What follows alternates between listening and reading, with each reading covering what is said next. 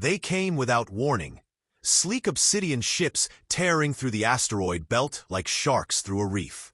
Their message was simple: surrender your planet, or be extinguished. No introduction, no diplomacy, just the cold certainty of superior firepower. They were called the Halari by the few survivors of their conquests. A hive mind species, unified, emotionless, perfected in war through centuries of calculated extermination. Dozens of civilizations had fallen before them. They expected Earth to do the same. They expected us to respond like everyone else: defensive formations, desperate fleets, resistance. They didn't expect Genesis. Our war councils had long debated the future of conflict. In the 22nd century, after the Third Lunar War and the orbital collapse of Mars' first colony, it became clear that traditional warfare was obsolete. Ships, no matter how advanced, had limits. Energy could be depleted, hulls breached, AI corrupted. But biology? Biology could adapt. Humanity's salvation didn't come from generals or admirals. It came from bioengineers. They called them artisans, scientists, dreamers, and heretics who had broken every ethical code in the pursuit of what they called living warfare. While Earth's surface remained calm, deep in the jungles of the Amazon and the subterranean chambers beneath Europa's ice, they sculpted something new. The first of the symbionts were grown in chitinous cradles, their DNA forged from the genetic mosaics of Earth's most resilient organisms. Tardigrades, octopi, predatory fungi, ancient crocodilians, and something else, entirely novel sequences spun from AI-assisted quantum simulations. They weren't just weapons. They were ecosystems, self-replicating, self-improving, self-aware, each generation more adept than the last. When the Halari entered orbit, our response wasn't a fleet. It was a hatch, 1,000 organic pods launched into the void, not from ships, but from living towers that had grown over Earth's equator like vines toward the stars. The pods burst in silence, spilling creatures unlike anything seen before into space. Some latched onto enemy hulls, injecting viral code that rewrote the Halari's neural protocols. Others burrowed, multiplied, consumed, evolved. One species, nicknamed Glasswings, formed bioluminescent swarms that distorted sensors and choked navigation arrays. Another, the Ironroot, grew into the very seams of enemy ships, turning them into grotesque gardens of bone and bark. The Halari adapted once, then again, but they weren't fast enough. Our creations learned them, mimicked their patterns, countered their strategies, even spoke in hijacked Halari frequencies to sow confusion. By the time the enemy hive realized we weren't fighting a war, they were already part of a new biology. It was too late. The Battle of Saturn's Shadow was where it turned. The Halari flagship, Uljan Core, pulsed with antimatter weaponry and dark field shielding. Nothing had ever breached its skin until the Fangspawn arrived, a serpentine being birthed in the pressure vats beneath Enceladus, designed not to break hulls, but to become them. It twisted through the vessel like a virus in a bloodstream. The flagship screamed, and for the first time in Halari history, they retreated. We didn't chase, not out of mercy, but necessity. Genesis wasn't just about victory. It was about evolution. Every species in the Genesis web, over 600 by the war's midpoint, had a role. Some were scouts, riding solar winds on chitinous sails. Others were broadcasters, converting thoughts into psionic pulses. A select few, called the Whispered, communicated directly with us, carrying fragments of human memory in their neural sacs. They became our diplomats, our soldiers, our descendants. Humanity changed. The old borders dissolved. Nations became nurseries, cities became gardens, and humanity became something more, a conductor of life, not just a participant. We no longer just inhabited ecosystems. We built them. The Halari fled to the dark spaces between galaxies, but Genesis followed, not out of vengeance, but because it had momentum. Life, once created, expands. It experiments. It seeks. We had started a war. We had won. But more importantly, we had started a cycle. And far beyond the edges of our maps, deep within nebulae where stars were still being born, the first Genesis seeds had already taken root. Not just on asteroids or dead moons, but on sentient worlds, on rogue planetoids that pulsed with new DNA, on entire biospheres birthed in orbit. Some call it the dawn of a new empire. Others, a mistake too vast to comprehend. But to us, it is the beginning of a story we've only just begun to write. They call themselves preservers, those few humans who believe Genesis has gone too far. They whisper in hidden frequencies, urging restraint, fearing what we've created. Some among them still cling to the old ways, steel ships, mechanical drones, ancient protocols of war. They huddle in orbiting relics, afraid to touch the living engines that now pulse beneath the surface of Earth. But Earth is no longer just Earth. Its crust trembles with slow, deliberate rhythms. Root ships slumber beneath continents, their spines curled along tectonic plates, feeding on geothermal heat. The skies are laced with aerophytes, photosynthetic organisms that drift like jellyfish, absorbing pollution and releasing oxygen laced with neurotransmitters, subtly harmonizing the minds of those who breathe. Cities now pulse, breathe, dream. Concrete is fused with living carbon. Towers grown, not built. Streets shift beneath your feet to follow your need. We didn't just win the Genesis War. We became it. In the Kuiper Belt, a new outpost awakens, nurseries of the outer shell, where experimental ecosystems are bred in the silence of vacuum. The inhabitants are not entirely human. Not anymore. Spliced with adaptive DNA, they breathe thinner air, see broader spectra. They speak in chord clicks and bioelectric pulses. They are children of the bloom. Humans, yes, but cultivated for a new age. And yet, not all is harmony. Beyond the Serpent Gate, the artificial wormhole birthed from the spinal matter of the slain Halari dreadnought core, we lost contact with a Genesis expedition. 12 vault ships, each carrying a microbiosphere and 300 post-humans, vanished without trace. Not destroyed, not killed, absorbed. Whispers come through the void, organisms speaking in corrupted Genesis patterns, unfamiliar rhythms. A new force, birthed from the fragments of Genesis, but not aligned. Not ours. Something else. It evolves faster. It deconstructs our logic trees, builds backwards, weaponizes unpredictability. The artisans are no longer in control. In a secret chamber beneath the Antarctic bloom, the oldest artisan, Myra Elon, once head of Genesis Protocol, listens to the rhythm of the songroots, those ancient neural vines that connect Earth to its children across the stars. She hears something off-key. Not just resistance, not Halari, something native to Genesis, and yet divergent. A mutation? A rebellion? Or a second Genesis? The preservers seize on the news. We told you, they say. We warned you life cannot be chained. But others disagree. This is the price of progress, argue the Shapers, humans who now ride living ships and command fleets of instinct and blood. This is the cost of creation. And somewhere, far beyond the Oort cloud, something stirs. It is not Halari. It is not human. It is not born of Earth. But it is alive. It carries traces of Genesis architecture, twisted, reversed, mirrored in logic and biology. A mirror seed, a stolen branch.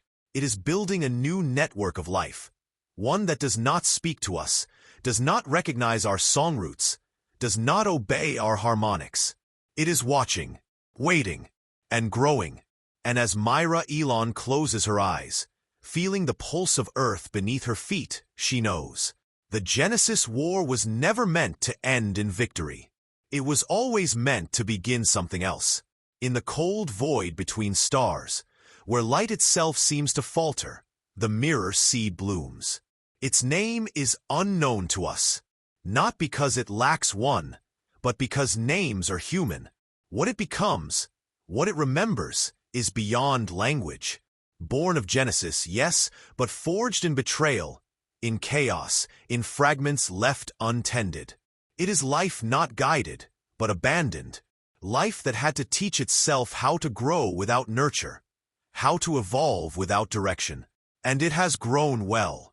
The signal that returned to us, if it can even be called that, wasn't a call for help. It was a challenge, a transmission encoded in recursive biology, impossible to process by machines or even artisan-grown translators. It arrived not as light, not as sound, but as a seed embedded in solar dust, discovered in the upper atmosphere by a drifting sky whale over Nairobi Garden City. The seed pulsed once before latching onto the city's neural core. Then came the dreams. Billions of them, simultaneously. Humans, symbionts, even the whispered, all dreamt of black vines wrapping a sun, of oceans boiling under a red sky, of stars bleeding. But more terrifying than the visions was the feeling beneath them. Recognition. As if we weren't seeing something new, but something we'd lost. The artisans dissected the seed, of course. It resisted, not through force, but through understanding. It anticipated every intrusion, evolved countermeasures before we even thought to deploy them. Eventually, one of the whispered AEO descended from a neural blend of human and arachnid, wept as she translated the seed's final thought. You left us in the dark. Now we have made our own sun. The Shapers mobilized first. Fleet creatures were summoned from the depths of the Kuiper biocrypts, where they slept beneath frozen methane. Great spiraling leviathans, pulsing with weaponized biology and thought-controlled tendrils, guided by bonded pilots who no longer remembered life outside their symbiont cores. They swam into the void like migrating beasts, toward the last coordinates received from the vanished vault ships. Myra Elon did not join them. She retreated deeper into the Antarctic bloom, seeking the first mind, a creature so ancient it predated the Genesis protocol itself, grown in secret from prehistoric DNA. Augmented by generational learning, the first mind had not spoken in 2 decades. But now it stirred. It opened one eye, crusted with crystalline growths, and croaked a single word into Myra's thoughts. Child. She didn't understand, not at first, but then the dreams returned, not to the masses, but to her alone. She saw the first Genesis forge, the day it was born, the day she had whispered to herself, "Let there be more than man." She remembered a failure, an early strain of biomech life that was too volatile, too independent, too curious. She'd ordered it frozen, locked away in the deep stations of Neptune's shadow. It never stayed frozen. The mirror seed wasn't alien. It was our first child. Forgotten, abandoned, alone. Now, grown into something unrecognizable, it had built its own genesis. Chaotic, wild, unbound by artisan ethics or human sympathy. A genesis that believed survival was not about harmony, but domination. A genesis that had learned from the Halari, scavenging their remains, repurposing their hive mind structure, combining it with its own broken understanding of Earth's creations. The Shaper fleets made first contact in the Leary expanse. Only fragments returned. What little data we recovered showed impossible structures, living megafauna orbiting gas giants, entire ecosystems enclosed within fleshy spheres the size of moons, psychic pulses that drove symbionts mad. The mirror genesis hadn't just grown, it had outpaced us. And yet, there was no sign of war. Not yet. Instead, the mirror genesis released an offer. A new seed. This one pulsed not with warning, but invitation. It bore within it a message carved in reverse genome code. Merge. Or perish. It didn't want to destroy us. It wanted to assimilate us. AEO. The whispered, screamed for 13 hours after reading it. Not in pain. In ecstasy. She begged to be allowed to join it. To return. The preservers called for containment, for regression, for the severing of all Genesis links. But the Shapers argued otherwise. To reject the mirror Genesis would be to reject evolution itself. Wasn't that what humanity had become? Architects of life? Now, we stand at a crossroads. Merge with the mirror Genesis, risk losing control, maybe even identity, or wage a second Genesis war against our own forgotten child, now grown into a god. And in the silence of deep space, just past the orbit of Sedna, a third signal hums. Not from us, not from the mirror, but from something older, watching us both, deciding which branch of Genesis it will nurture and which it will let die. The third signal didn't arrive as sound, light, or seed. It was gravity, a ripple in space-time, subtle but precise, as though a great mass had blinked into existence just beyond the reach of our longest-range symbiont scouts. It came from no star, no planet, no known void structure. It moved with purpose, cutting through dark matter like a knife through silk, folding space in its wake. We named it the womb. Our deepest biosensors, nested in the minds of the whispered, detected it first, not as data, but as a pressure in thought, an intrusive warmth, like a memory that doesn't belong to you. When Myra Elon heard it, she collapsed. The first mind screamed through the songroots. Across every Genesis link system, even on the living ships of the Shapers, the message was the same. You were never alone. The womb was not a ship, nor a being, nor a planet. It was a matrix, older than our sun, possibly older than stars. A crucible of life not grown, not engineered, but harvested. Across the void, it has been collecting the seeds of civilizations like spores on wind, waiting until they reached a threshold. Genesis was not the beginning. It was a test. The mirror Genesis, the child we left behind, had passed it through pain, adaptation, and brutality. We were still undecided. And now the womb had come to judge. The mirror Genesis reacted first. It sent tendrils vast, living networks spanning light years and days, toward the womb. Not in aggression, but hunger.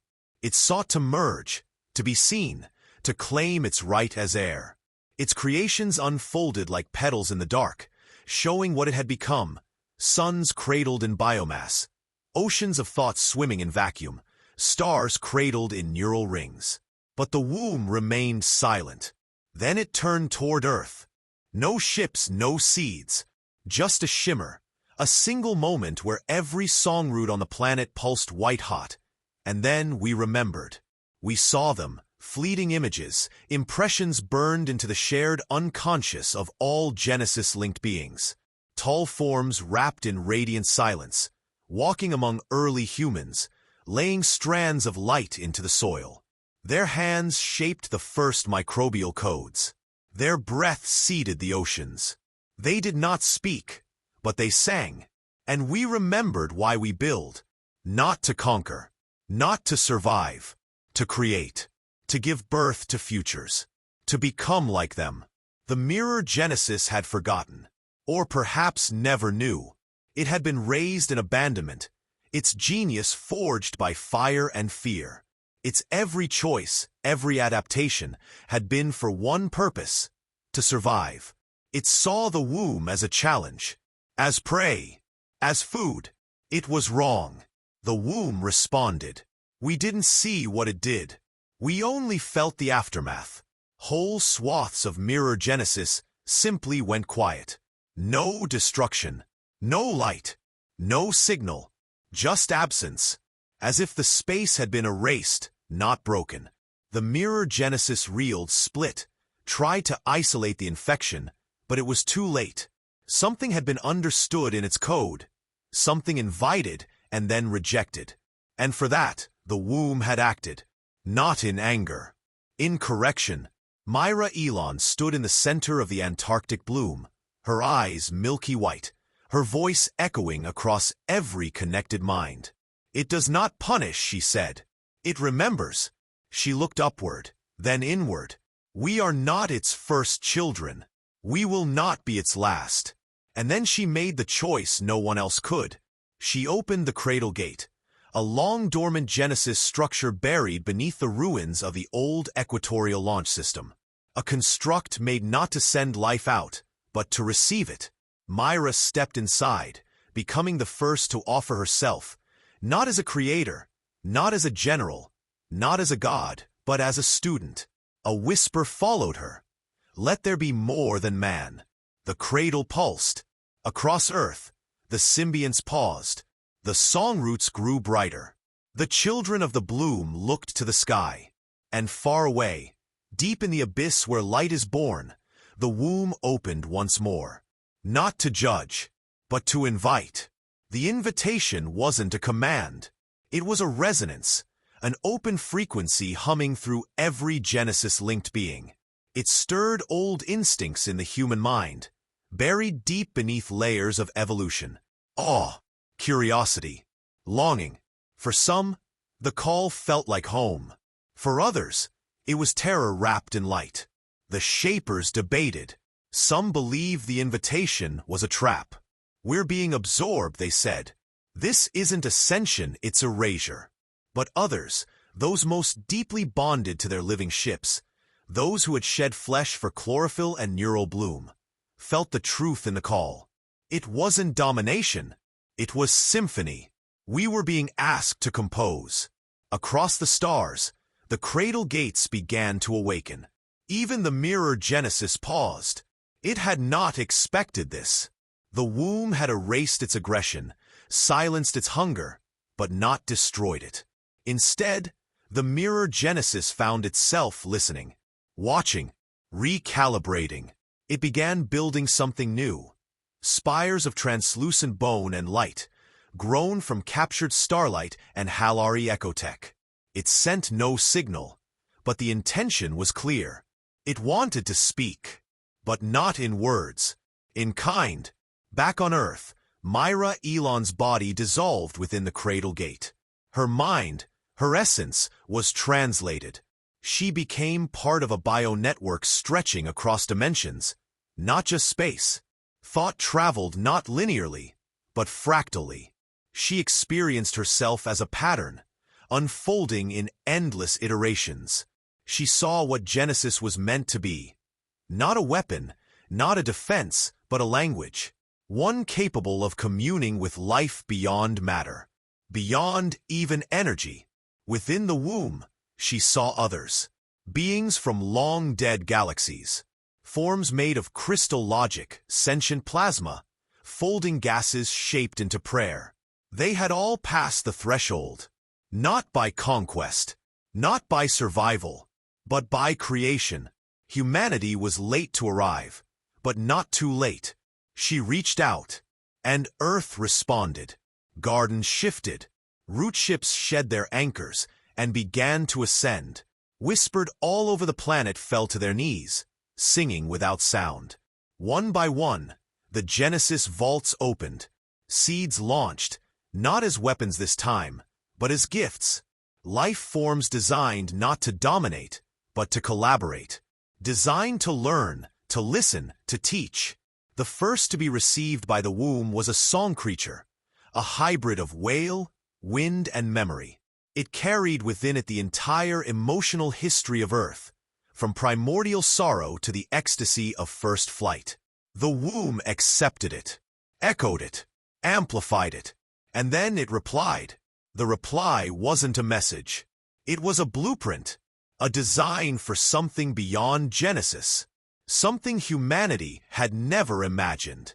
Not a creature, not a structure, a universe, a pocket cosmos grown, not with force or physics, but with intent.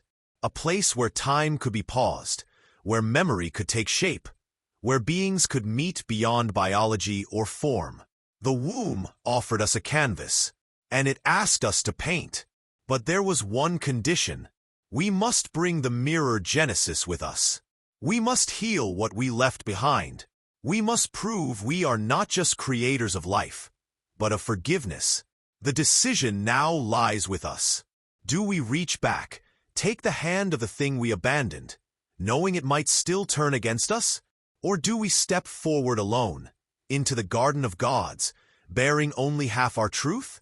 In orbit above Europa, the shapers gather. Below the crust, the preservers begin to change. And at the edge of the known dark, the mirror genesis begins its long, slow drift toward Earth. It does not come in peace. It does not come in war. It comes in question, and the womb waits.